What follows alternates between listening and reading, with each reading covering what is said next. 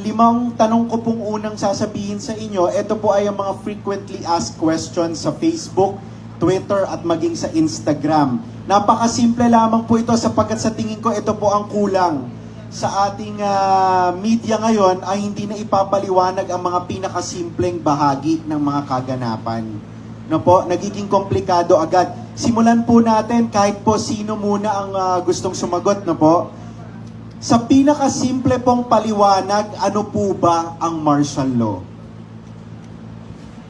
Pwede po, simulan na po natin dun sa pinakakarapat dapat sumagot. Ano po? Senator, ngayon po ang ating Chief Legal Counsel for the President, Sir Johnny, ano po ba ang inyong simple definition ng martial law? Ginawa yung 1935 Constitution natin.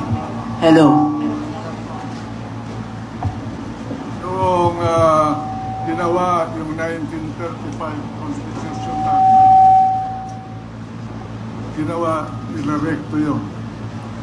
Ngayon, isinama nila ron ang political power ng presidente, ang kanyang executive power, ang kanyang economic power, social power, at ang kanyang martial power. Ano yung martial power na yan? Bawat pangulo ng bansa may dalawang instrumento sa paggugoberna sa bayan. Isa, pulis. Pangalawa, army, militar.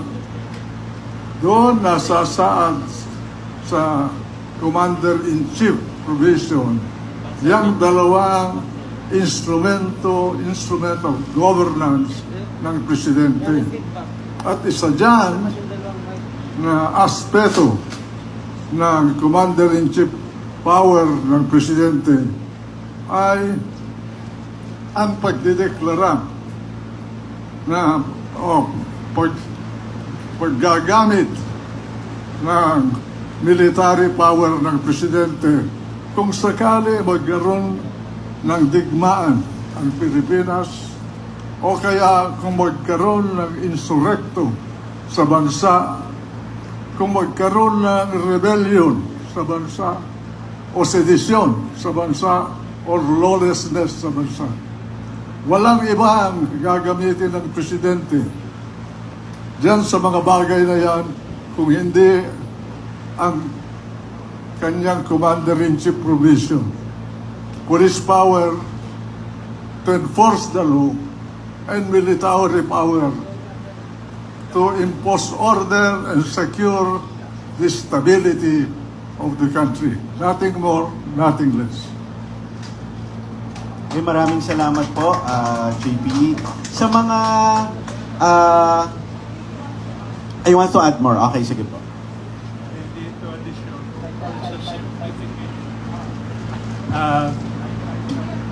Meron po tayong konstitusyon para pangalagaan ang kapayapaan, katahimikan, katatagan ng bayan. Pag yung konstitusyon na yan mismo ang inaatake ng mga kalaban, martial law ang sagot ng nakaupo.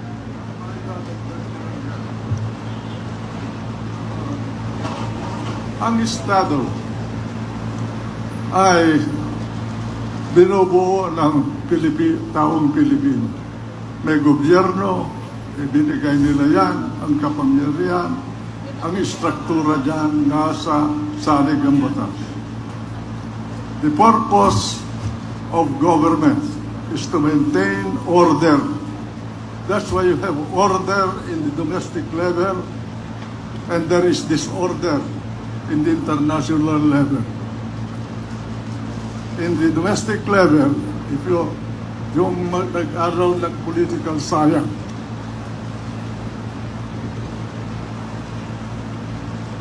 we transcended the law of nature. What every student in politics knows to be the Hobbesian condition. In order to maintain order, the first order in a society of men. And the rule that governs is the rule of law. That is why we have a constitution. And knowing from experience, from the law of nature to the transition to a civilized society based on the writings of Thomas Hobbes, a government was installed to maintain order. And the two basic instruments of government to maintain order are police power and military power, depending upon the situation that emerges in a society. Batang musmus pa lamang ako nung una kong narinig sa ama ko, yung martial law. Dahil, ang sabi niya, ang pinakatanyag na gumamit nito ay yung presidente ng Amerika, si Abraham Lincoln. Kung may karapatan ka bilang tao na ipagtanggol ang sarili mo kung may aatake sa'yo, gugulpi sa'yo, nais patayin ka, may karapatan din ang pamahalaan, ang Estado, ipagtanggol ang sarili niya. Sa mga naghahasik ng gulo, sa mga rebelde na nais ibagsak ang pamahalaan, sa mga susupil na mga dayuhan. Sa lahat ng pamamaraan ito, may gamit ang martial law. At yan ang ginamit ilang beses na sa Amerika man at sa ibang bansa. Yun ang paliwanag ng ama ko nung maliit pa ako. Kaya't sinishare ko lang po. Alam mo, sa Amerika, Ivy, ang martial law powers, they call it the war powers of the President of the United States. In the state level, martial law. Because they do not have an army, they have the, what they call, ano yung organisasyon nila sa state to protect themselves. I cannot remember now. National Guard. When they impose martial law, the National Guard is come into being to maintain order.